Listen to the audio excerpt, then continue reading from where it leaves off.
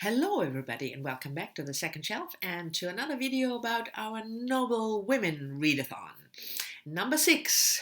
And for those of you who might be new, I'm hosting a readathon in which, or read along I think is the better word, in which we read a book by a female winner of the Nobel Prize for Literature each month. I will leave a link to the Goodreads group down below. And even though we are at number 6, you can certainly join in because there are a couple more books to come.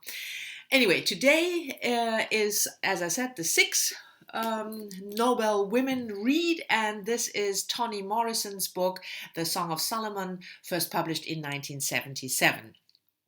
Toni Morrison is an African-American writer. She was born in 1931, and she was awarded the Nobel Prize for Literature in 1993. I don't think I need to say anything more about Toni Morrison. If you haven't read her, you have most certainly heard of her, and maybe you have joined in and read The Song of Solomon. The book is situated in an unnamed town in Michigan. It's only referred to as the South Side, but we're not sure whether this is an area of the city or whether it's the name of the city itself. And it opens with the birth of our main character, Mason Dad III, who will be called the Milkman later on in the novel, when he's born in the 1930s. And then we follow his life through his childhood up to his adulthood in the 1960s, 1963-ish. Milkman, as he is called because of an incident with his mother that I'm not gonna reveal in case you haven't read the book, is a complicated character. We see him struggling with his father, whose name is Mason Dad Jr., and also his mother, with whom he has a complicated relationship, mainly also due to the incident that caused the nickname.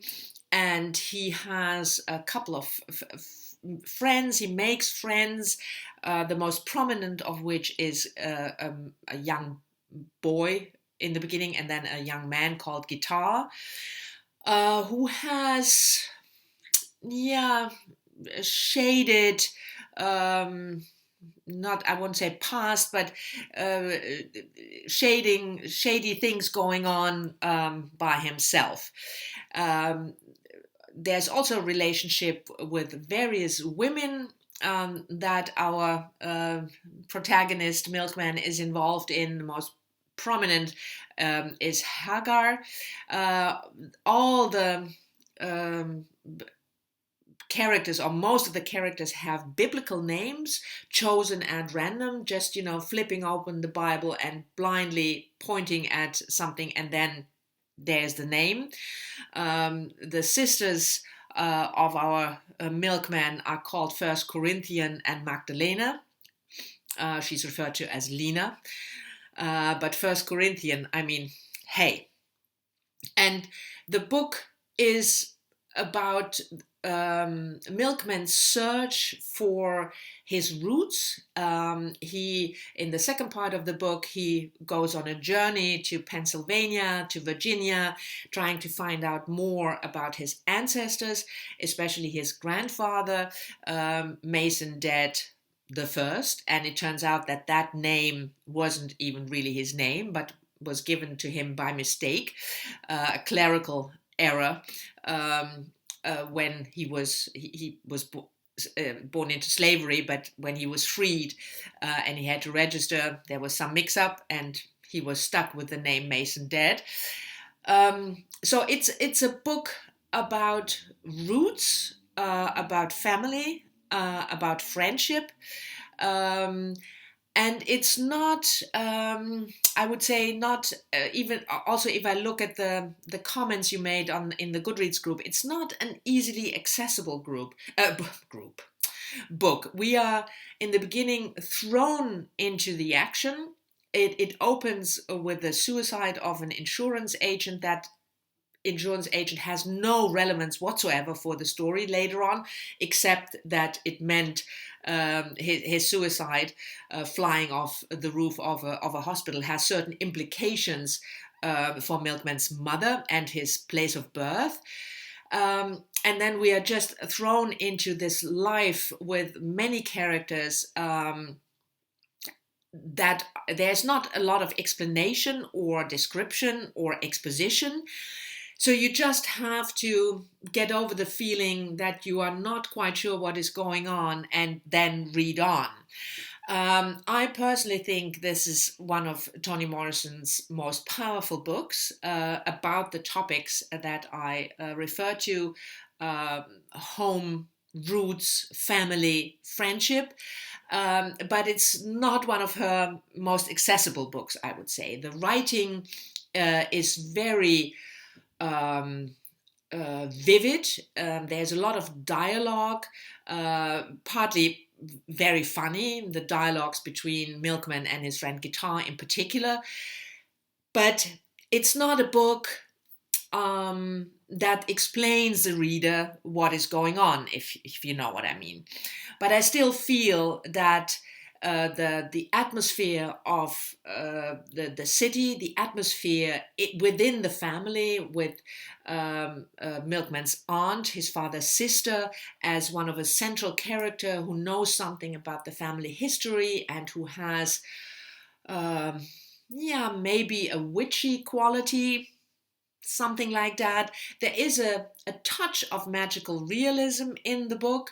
I would also want to point out, for those of you who are completely opposed to it, and I have to say, I normally don't enjoy magical realism, but this book is so special that even me, and like I said, I really don't like it normally, I thought it was fantastic. The ending is quite a punch in your gut, I would say. And for those of you who read along or who have read this novel previously, I'm especially interested down in the comments to let me know what you thought of the ending. I thought it was brilliant, but it was quite a punch in the gut. I think this is certainly a book that you have to read if you want to delve into Toni Morrison's work.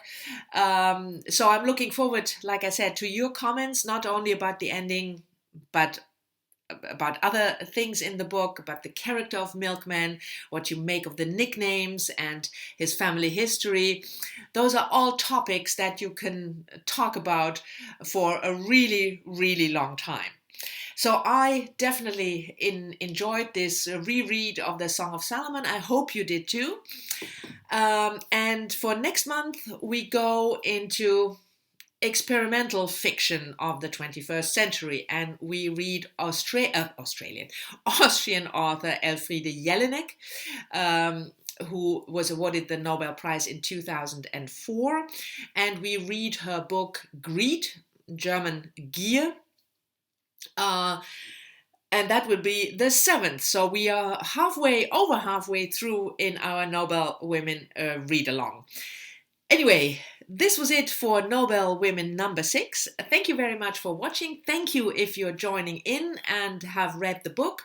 I hope to talk to you in the comments as always, and I'll see you all soon in the next one. Bye-bye.